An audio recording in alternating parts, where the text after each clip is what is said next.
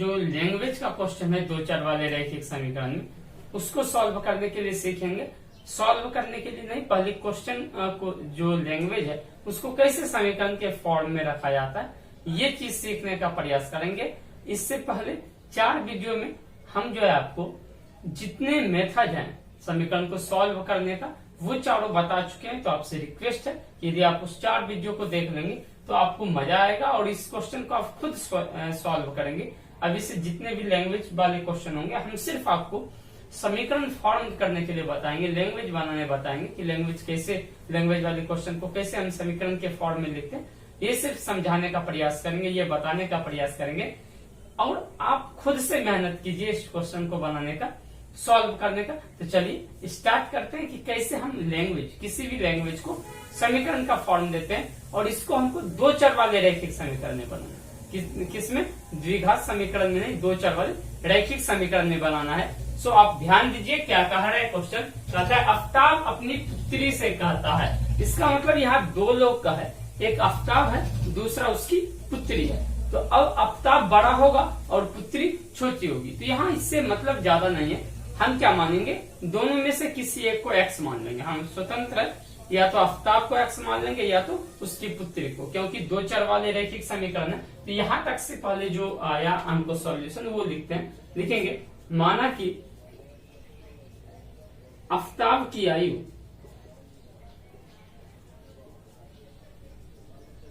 कितना वर्ष है? एक्स वर्ष। यह वर्तमान आयु, आफ्ताब की वर्तमान आयु एक्स वर्ष। ठीक, इसके बाद उसकी पुत्री का वर्तमान आयु क्या मान लेंगे? दूसरा चर राशि मान लेंगे, वाई वर्ष। ठीक, अब देखो, अब कहता है 7 साल पूर्व। देखो अब लिखेंगे 7 साल पूर्व लिख लिए। अब क्या कहता है? 7 साल पूर्व मैं तुम्हारी आयु का 7 गुना था। कौन कह रहा है? आफ्ताब कह रहा है कि 7 साल पहले, मतलब आज यदि आफ्ताब का उम्र मान लेते हैं 50 साल है, तो आज से 7 साल पूर्व क्या हो जाएगा? तो 50 में 7 घटा लेंगे। 50 में 7 घटाएंगे तो 43 होगा। लेकिन यहाँ 50 नहीं, क्या है हमारे पास? x है। तो क्या करेंगे हम? 7 साल पूर्व आफ्ताब की आयु, आफ्ताब की आयु। अच्छा बताओ भाई, क्या हो जाएगा? x में 7 वर्ष हो जाएगा क्या? ठीक, और 7 साल पूर्व जब आफ्ताब को 7 साल पहले ले गए तो उसकी बेटी भी तो 7 साल, उसकी बेटी का भी तो 7 साल पीछे करना होगा। तो वो कह रहा है कि 7 साल पूर्व, मतलब हमारा 7 साल पहले और तुम्हारा 7 साल पहले जितना था, हमारा 7 साल पहले उम्र तुम्हारे उस 7 साल पहले उम्र के 7 गुने के बराबर है। तो बेटी का, पुत्री का की आयु 7 साल पूर्व, पुत्री की आयु क्या हो जाएगा? y माइनस 7 वर्ष। अच्छा बताओ भाई, अच्छा बताओ, अब जो प्रश्न कहा है उसके अकॉर्डिंग काम करते हैं। ठीक, प्रश्न क्या कहा है ऊपर मिटा देते हैं, इसको हम अब लिखते हैं। यहाँ आप समझ गए होंगे। अब देखो, अब क्या कहता है कि 7 साल पूर्व मैं तुम्हारी आयु का 7 गुना था। तो आफ्ताब की आयु 7 साल पूर्व, सॉरी x माइनस 7 वर्ष। आफ्ताब की आयु कितना? x माइनस 7 वर्ष। और बेटी का आयु क्या है? y माइनस 7 वर्ष। और इसका कितना गुना है आफ्ताब?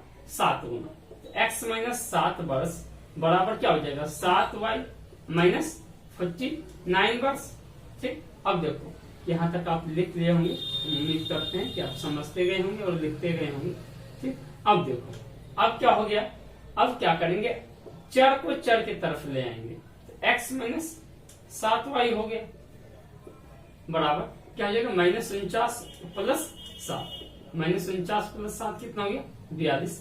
x माइनस 7y बराबर कितना हो गया? माइनस 42।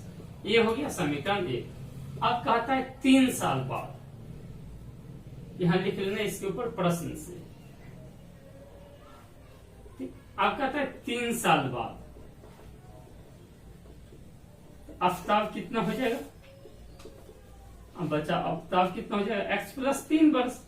अभी यदि आफ्ताब 50 का है तो 3 साल बाद कितना हो जाएगा? 53। ठीक, तो उसकी पुत्री क्या हो जाएगी 3 वर्ष बाद, y प्लस 3।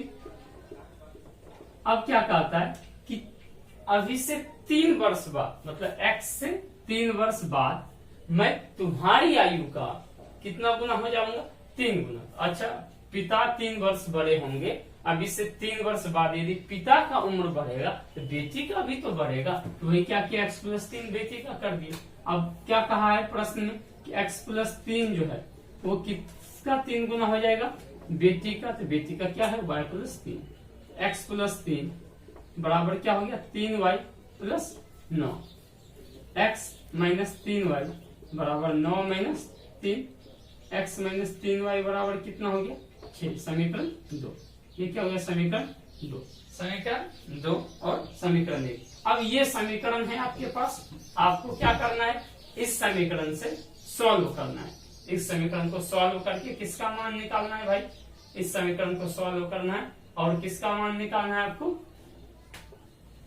ये जो हमारा क्या ग्राफ, या आप क्या कर सकते हो कि इसमें x और y का मान निकालना है। ठीक है, आप ये कर लेंगे। हम पीछे जो आपको बता चुके हैं कि कैसे हम समीकरण को सॉल्व करते हैं। ठीक है, अब देखो ये जो क्वेश्चन ले रहे हैं ना हम एक्सरसाइज 3.1 का ले रहे हैं। ठीक है, तो अब दूसरा क्वेश्चन क्या कर रहा है, कहता है एक क्रिकेट टीम के कोच ने 3900 में 3 बल्ले और 6 गेंद खरीदे। ठीक, उसके बाद फिर जो है वो क्या किया, एक इसी टाइप का 1 बल्ला और 2 गेंद 1300 में खरीदा। इसका बीज गणितीय समीकरण देना है या रूप देना है। अब देखो 2 राशि है हमारे पास, एक बल्ला है दूसरा गेंद है, तो मानेंगे माना कि एक बल्ले की कीमत, एक बल्ले की कीमत x रुपया और एक गेंद की कीमत y रुपया। अब प्रश्न से क्या कहा रहा है, कितना कार है, कितना बल्ला है, 3 बल्ला। 3 बल्ला, एक बल्ला है x रुपया, 3 बल्ला 3x रुपया, और कितना गेंद है, 6 गेंद। एक गेंद का कीमत हुआ तो 6 गेंद का 6 टोटल कितना दिया, वो 39। कितना दिया भाई, 3900 रुपया। ये बहुत आसान है। दूसरा को क्या कहा रहा है, उसके बाद देखो क्या कहा, एक क्रिकेट टीम ने 3900 में 3 बल्ले, एक बल्ले का कितना माने x और एक गेंद का कितना माने y।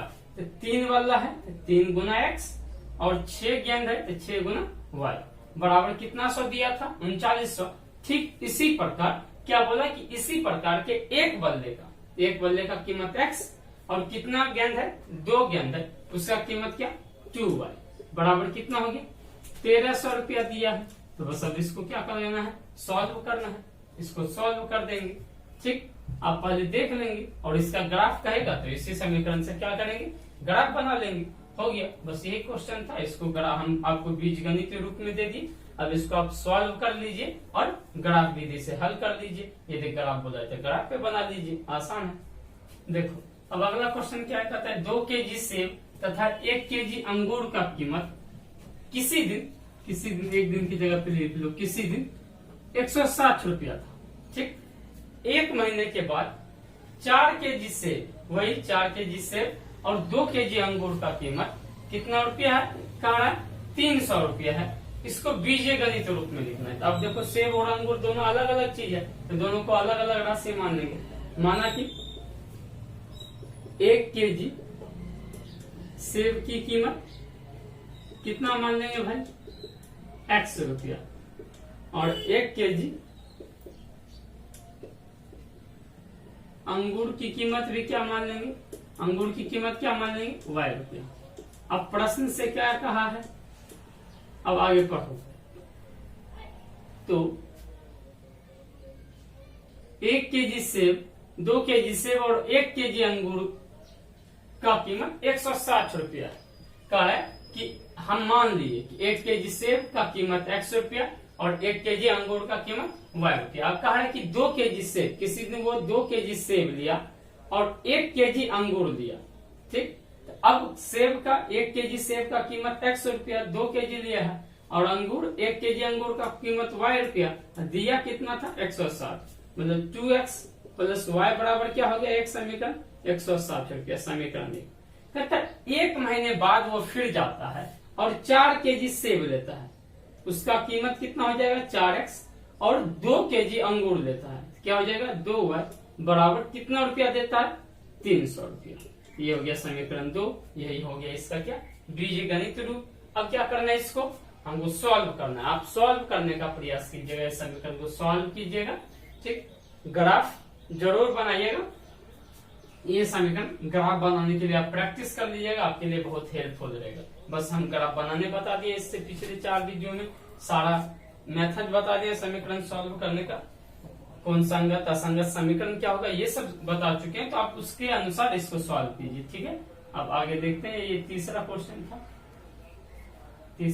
था, उसमें 3 ही क्वेश्चन था, एक्सरसाइज 3.1 में वो कंप्लीट हो गया लैंग्वेज वाला, ठीक है। चलो अब देखते हैं एक्सरसाइज 3.2 के जो लैंग्वेज वाले क्वेश्चन है, बहुत इजी है, इसको समझने का सबसे पहले प्रयास करेंगे, फिर सॉल्व करेंगे।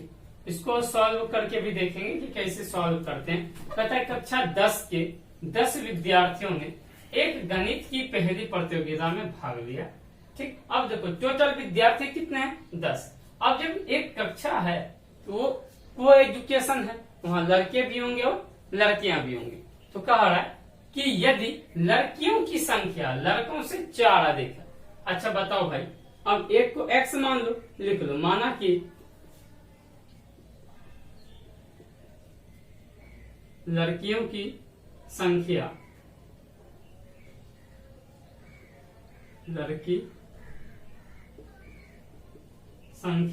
बराबर कितना x, तो लड़कों की संख्या फिर क्या हो जाएगा, लड़कों की संख्या को क्या मान लो y, ठीक। अब देखो प्रश्न से दोनों को जब मिला देते हैं तो कितना हो गया है 10। लड़का की संख्या और लड़की की संख्या, दोनों को लड़की की संख्या और लड़का की संख्या को मिला दिया, कितने बच्चे थे 10। उसके बाद क्या कह रहा है कि लड़की की संख्या लड़का से 4 अधिक है, इसका मतलब लड़की ज्यादा है और लड़के कम है। तो x में क्या करो, लड़कों की संख्या को घटा देंगे, लड़की की संख्या में यदि लड़कों की संख्या को घटा दें कितना बचेगा 4, ठीक। तो लड़की की संख्या कितना है x, लड़का की संख्या क्या है y, बराबर क्या हो जाएगा 4। ये समीकरण 1 और ये समीकरण 2। अब इस समीकरण को क्या करना है, सॉल्व करना है। चलो ठीक है, इसको हम सॉल्व करके बता रहे हैं। क्या x प्लस y बराबर कितना है 10, x माइनस वाई बराबर कितना है 4। अब देखो बहुत आसान है, इसको किस विधि से सॉल्व कर लेंगे, एक विलोपन विधि बताए थे। कौन सा विधि, विलोपन। उसमें क्या बताए थे कि यदि एक चर कॉमन हो और उसका साइन अलग हो तो सीधे समीकरण को क्या करते हैं, जोड़ देते हैं। तो x प्लस एक्स क्या x हो गया 2x बराबर 10 और 4 कितने हो गए 14, इसलिए x बराबर क्या हो जाएगा 14 बचे 2, कितने हो गए 7। x का मान कितना आ गया 7। लड़कियों की संख्या कितनी हो गई 7, लड़कों की संख्या लिखना होगा। अब लिखेंगे समीकरण 1 में x का मान रखने पर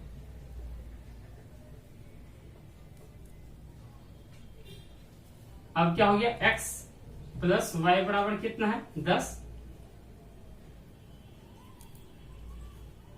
x प्लस, चलो इसको ऊपर लिख लेते हैं हम लोग, ठीक। अब देखो क्या है, इसको मिटा देते हैं, हमारे पास इक्वेशन आ गया है। चलो समीकरण क्या लिखेंगे, अब देखो यहां से x का मान कितना आ गया हमको 7, x का मान कितना आ गया 7, लिखेंगे समीकरण 1 में x का मान रखने पर। अच्छा बताओ भाई समीकरण 1 क्या है, x प्लस वाई बराबर कितना है 10। अब x का मान कितना आया है 7 प्लस y बराबर क्या हो गया 10, इसलिए y बराबर क्या हो जाएगा 10 माइनस 7। y बराबर कितना हो गया भाई 3, y का मान कितना आ गया 3। तो उस कक्षा में लड़कियों की संख्या कितनी होगी 7 और लड़कों की संख्या कितना होगा 10। दोनों को जोड़ोगे देखो 7 और 3 जोड़ के कितना हो गया 10, दोनों का अंतर देखो, 7 में 3 घटाओगे तो कितना हो जाएगा 4। देखो यही समीकरण क्या था क्या। ठीक, क्वेश्चन क्या करता है, 5 पेंसिल तथा 7 कलमों की कीमत या कुल मूल्य 50 रुपया है, जबकि 7 पेंसिल तथा 5 कलमों की कीमत 46 रुपया है, तो एक पेंसिल और एक कलम की कीमत याद करें। अब देखो 5 पेंसिल, अब दो चीज है, पेंसिल है और एक कलम है। तो पहले क्या मानेंगे, माना कि पेंसिल की कीमत कितना रुपया, x रुपया, और कलम की कीमत y रुपया। अब प्रश्न से क्या है, कहा है भाई कि 5 पेंसिल 5 गुने x, 7 कलम 7 गुने y बराबर कितना रुपया, 50 रुपया। इसका मतलब क्या हो गया, 5x प्लस 7y बराबर कितना हो गया, 50 रुपया। समीकरण 1। और दूसरा क्या कहा है कि जबकि 7 पेंसिल तो 7 गुने x प्लस 5 कलम 5 गुने y, एक पेंसिल का कीमत x और एक पेंसिल का, एक कलम का कीमत y। तो 7 है तो 7 पेंसिल तो 7 गुने x, 5 कलम 5 गुने y बराबर कितना, 46 रुपया। अब इसका क्या हो जाएगा समीकरण, 7x प्लस 5y बराबर कितना, 46। समीकरण 2 हो गया। ठीक, ठीक, समीकरण 2 हो गया। क्या हुआ समीकरण 2 हमारा, 7x प्लस 5y बराबर कितना हो गया, 46। समीकरण 2। अब देखो हमारे पास फिर दो समीकरण है, एक क्या है, 5x प्लस 7y बराबर कितना है, 50, और दूसरा क्या है, 7x प्लस 5y बराबर कितना, 46। अब इसको सॉल्व करना है, तो हम फिर बताए थे कि अब क्या करेंगे, इसको विलोपन विधि से सॉल्व कर लेंगे। इसको विलोपन विधि से सॉल्व करने के लिए क्या करेंगे, समीकरण 1 में यदि x को हटाना है तो 7 से गुना करेंगे। ठीक, इसके गुणांक से ऊपर वाले को और इसके गुणांक से, इसके x के गुणांक नीचे वाले से। समीकरण 1 में कितना से गुना करेंगे, देखो x का गुणांक यहाँ कितना था, 7। समीकरण 2 में x का गुणांक कितना है, 7। समीकरण 1 में कितने से गुना कर दिए, यदि x को हटाना है, x को लुप्त करना है, तो x के गुणांक से तो 7 है तो 7 से गुना कर दिए। और समीकरण 2 में किससे करेंगे, समीकरण 1 के x के गुणांक से कितना था, 5। तो आप देखो क्या हो गया, 7 पचे 35x प्लस 7 सते 49y बराबर 50 गुना 7 करोगे तो 350। ठीक, सेम है, दूसरे समीकरण को भी गुना करेंगे, क्या हो जाएगा, 35x प्लस 25y बराबर क्या हो जाएगा भाई, 230। कितना हो जाएगा, 230। अब इसको घटा दो, यही करते हैं, चिन्ह को चेंज कर लो, प्लस है तो माइनस, माइनस है तो प्लस। यहाँ सब जगह प्लस था तो नीचे सब के क्या हो गया, माइनस। अब 49 में 25 घटाएंगे तो क्या हो जाएगा, 24y बराबर 120। क्या हो जाएगा, 120। अच्छा भाई, इसलिए x बराबर क्या, y बराबर क्या हो जाएगा, 120 बचे 24। क्यों, इधर 24 किसमें है, गुना में, तो ये कितने बार में डिवाइड हो गया, 5 बार में। तो y का मान कितना आ गया, 5। अब क्या करेंगे, अब समीकरण 1 में ये मिटा देते हैं। अब क्या करेंगे, जो समीकरण हमारा 1 है लिखेंगे, समीकरण 1 में y का मान रखने पर। ठीक है भाई, अब देखो समीकरण 1 क्या है, 5x प्लस 7y बराबर कितना, 50। अब 5x क्या है, देखो x का मान हमको नहीं पता है, x का ही निकालना है, और y का पता है, 7 गुने कितना हो जाएगा, y का मान कितना है, 5 बराबर 50। तो 5x प्लस 35 बराबर क्या हो गया, 50।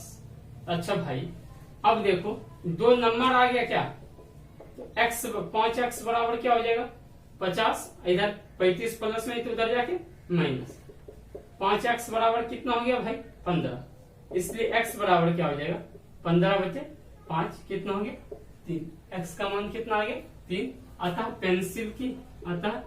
एक पेंसिल की कीमत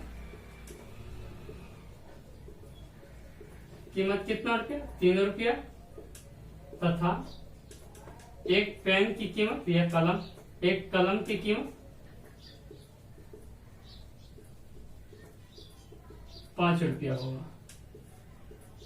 हम उम्मीद करते हैं कि आपको ये वीडियो समझ में आया होगा। आप समीकरण बनाने के लिए अब सीख गए होंगे किसी भी लैंग्वेज को समीकरण के रूप में देने के लिए।